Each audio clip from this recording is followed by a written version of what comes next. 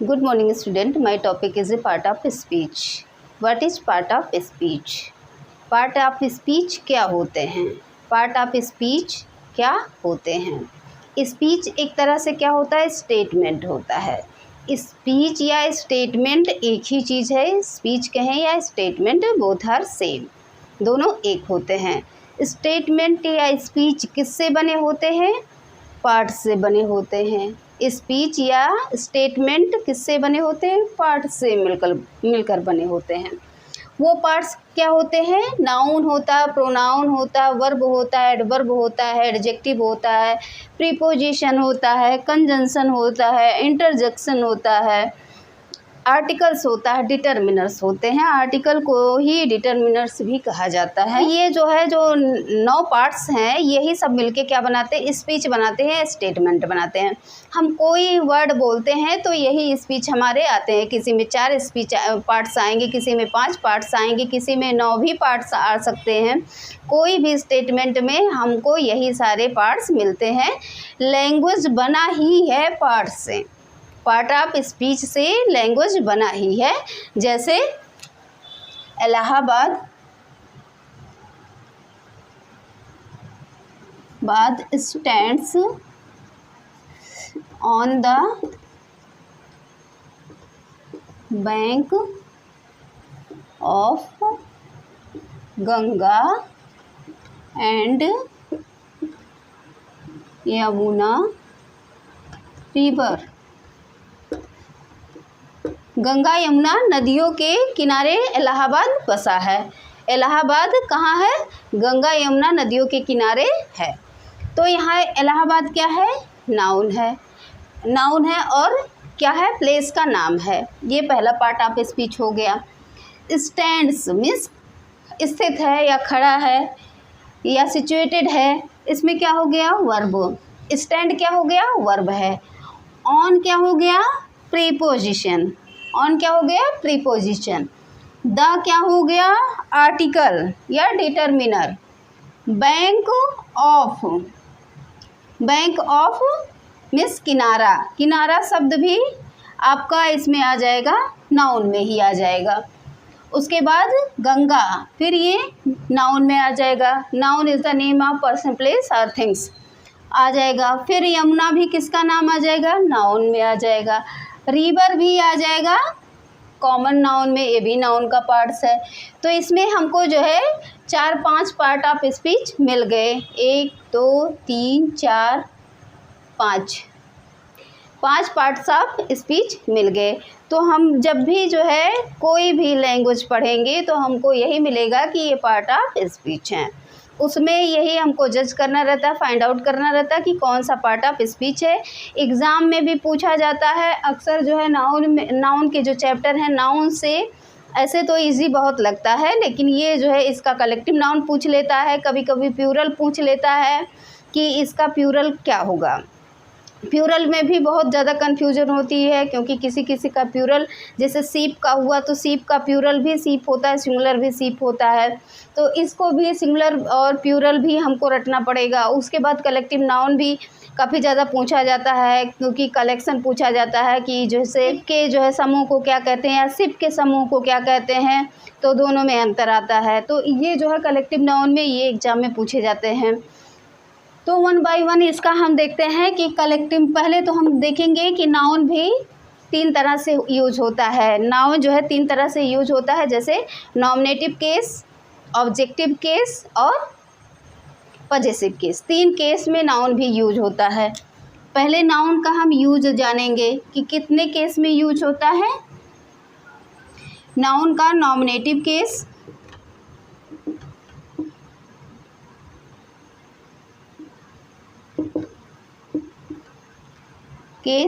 Objective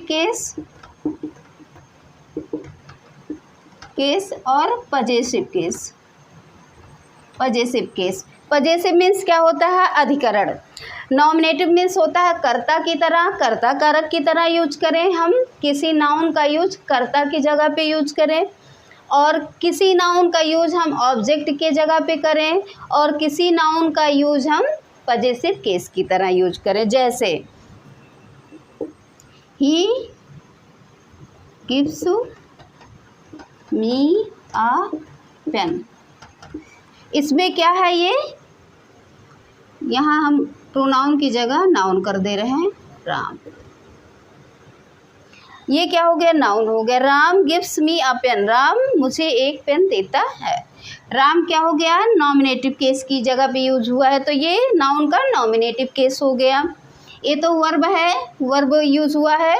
मी क्या हो गया, प्रोनाउन है, तो ये तो उसके ऑब्जेक्ट में दो ऑब्जेक्ट हैं, एक डायरेक्ट ऑब्जेक्ट है, एक इनडायरेक्ट ऑब्जेक्ट है।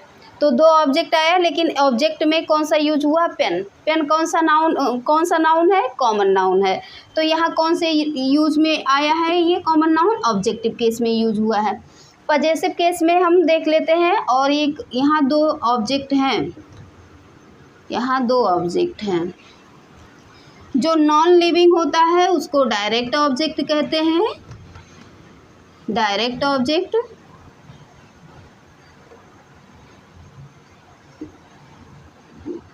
जो है नॉन लिविंग होता है वो डायरेक्ट ऑब्जेक्ट होता है, और जो लिविंग होता है वो इनडायरेक्ट ऑब्जेक्ट होता है।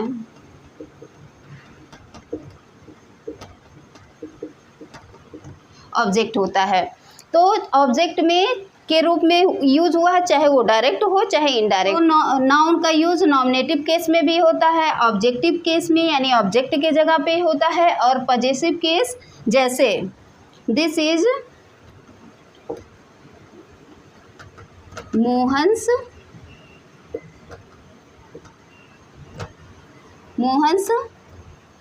पेन या बाइक कर ले। This is a Mohan's pen या बाइक ऑब्लिक बाइक। तो ये क्या हो गया, नाउन का यूज पजेसिव फॉर्म में हो गया। तो नाउन का प्रयोग तीन फॉर्म में, पहली बात तो ये जाने कि तीन केस में यूज होता है नाउन का। जब वो नाउन के यानी कर्ता के जगह पे रहेगा तो उसको नॉमिनेटिव नाउन का बोला जाएगा कि नाउन का नॉमिनेटिव केस है। यदि नाउन जो है ऑब्जेक्ट के जगह पे होगा तो उसे नाउन का ऑब्जेक्टिव केस बोला जाएगा। यदि ऑब्जेक्ट की जगह पे है, यदि पजेसिव फॉर्म में है नाउन, तो उसको नाउन का पजेसिव केस बोला जाएगा। ये तीन तरह से केस आते हैं, और ऑब्जेक्ट भी दो तरह से होते हैं, एक डायरेक्ट ऑब्जेक्ट होता है, एक इनडायरेक्ट ऑब्जेक्ट होता है। इनडायरेक्ट ऑब्जेक्ट हमेशा लिविंग होता है, कोई व्यक्ति होता है। उसको जब हम दो ऑब्जेक्ट हमको एक साथ मिल जाए तो हम पहले जो है इनडायरेक्ट ऑब्जेक्ट को चूज करते हैं जो लिविंग होता है, और डायरेक्ट ऑब्जेक्ट जो नॉन लिविंग होता है उसके जस्ट बाद उसको हम लगाते हैं सेंटेंस में। ये हमारा सेंटेंस में लगाने का तरीका है कि पहले हम इनडायरेक्ट ऑब्जेक्ट सेट करें फिर डायरेक्ट ऑब्जेक्ट सेट करें। नेक्स्ट है प्रॉपर नाउन। क्या होता है, किसी व्यक्ति वस्तु का नाम होता है, किसी व्यक्ति वस्तु का नाम होता है, वो प्रॉपर नाउन के अंतर्गत आता है। एग्जाम में यदि आया कि इसमें प्रॉपर नाउन कौन सा है, तो हम सीधे व्यक्ति वस्तु का नाम डायरेक्ट देख रहे हैं तो वो नाम ही क्या हो जाएगा, प्रॉपर नाउन हो जाएगा। उसके बाद आ गया कॉमन नाउन। कॉमन नाउन में होता है जातिवाचक संज्ञा। जातिवाचक संज्ञा जो अपने पूरे एक वर्ड जो अपने पूरे जाति का बोध करवा दे, जैसे गर्ल्स, गर्ल्स माने सारी लड़कियां, पूरे डॉग्स में सारे कुत्ते, तो अपने वर्ग विशेष का बोध करवा दें तो वो हो जाता है कॉमन नाउन। कॉमन नाउन यदि पूछा जाए कि इसमें कॉमन नाउन क्या है, तो जो जाति सूचक या वर्ग सूचक शब्द होगा वही क्या हो जाएगा, कॉमन नाउन होगा। क्लास ये तो कलेक्टिव नाउन है। और जो है बुक्स यानी सारी किताबें, जब तक उसका नाम रामायणा ना लिया जाए तो बुक्स क्या है, वो कॉमन नाउन है। रामायणा आ गया तो किस में आ जाएगा, प्रॉपर नाउन हो जाएगा। डॉक्टर आ गया तो कॉमन नाउन, डॉक्टर मेहता तो क्या आ जाएंगे, प्रॉपर नाउन हो जाएंगे। तो इस तरह से जब नाम उनका, लेकिन जब उनके वर्ग विशेष एक ऐसा शब्द उनके लिए यूज किया जाए जो उनके पूरे जाति या वर्ग को सूचित कर रहा हो तो वो कॉमन नाउन होगा।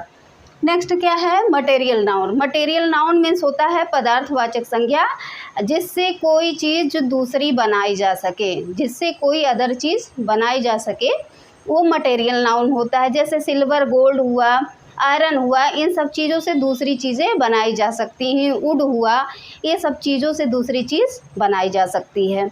तो ये मटेरियल नाउन में आता है कि जिससे कोई अदर चीज़ मेड की जा सके, जिससे दूसरी चीज़ क्रिएट की जा सके, बनाई जा सके, वो मटेरियल नाउन होता है। कलेक्टिव नाउन में क्या आ जाएगा? कलेक्शन, जो कलेक्शन को शो करे, ग्रुप को शो करे, वो कलेक्टिव नाउन होता है। जैसे हर्ड हुआ, हर्ड किसका समूह होता है? भेड़ों का समूह होता है। और जैसे कैटल आ गया, कैटल जानवरों का समूह आ गया। उसके बाद बंच ऑफ की, बंच किसका समूह है? चाबी का गुच्छा है। Grapes, bunch of grapes, grapes के भी समूह को ग्रेप बंच कहते हैं। इस तरह से क्लास, बच्चों के समूह को बैच हुआ। और क्रिकेट टीम हुआ, टीम जो है क्रिकेटर के समूह को कहते हैं।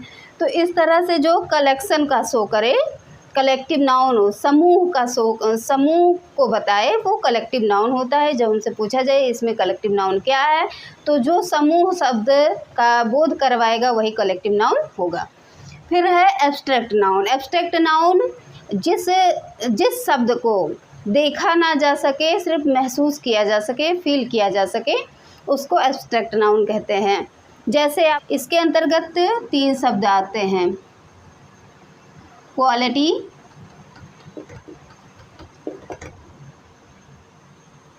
एक्शन, स्टेट और आर्ट्स। एब्स्ट्रैक्ट नाउन के अंतर्गत 4 चीज़ें आती हैं। ये क्वालिटी के नाम को बताता है, जैसे ऑनेस्टी आएगा, गुडनेस आएगी, काइंडनेस आएगा, चैरिटी आएगी। ये सब क्या होता है? क्वालिटी के अंतर्गत आ जाएगा। क्वालिटी के जो शब्द होंगे वो एब्स्ट्रैक्ट नाउन के अंतर्गत आएंगे। फिर एक्शन हो गया, एक्शन जैसे जजमेंट मतलब न्याय। फिर हंसना, गाना, रोना, ये सब क्या है? एक्शन है। ऐसा सिर्फ हम फील करते हैं।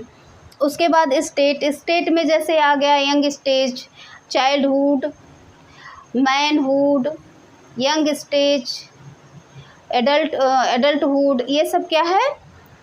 स्टेट में आएगा। स्टेट जो अवस्था को बताए, व्यक्ति की अवस्था को बताए, वो होता है, वो भी एब्स्ट्रैक्ट नाउन के अंतर्गत आता है। आर्ट्स में जैसे क्या हो गया? आर्ट्स में ग्रामर हो गई, म्यूजिक हो गया, ये सब क्या है? जिसको हम फील करते हैं लेकिन टच नहीं करते हैं। म्यूजिक को हम फील करते हैं, टच नहीं करते हैं। ग्रामर हुआ, फिजिक्स हो गया। तो ये सब जो है, जो ऐसे शब्द हैं जिसको हम बोलते हैं और फील कर लेते हैं, देख नहीं सकते हैं, वो क्या होगा? एब्स्ट्रैक्ट नाउन होगा। और नेक्स्ट टॉपिक है प्रोनाउन। जो है इसको हम कल डिस्कस करेंगे। थैंक्स।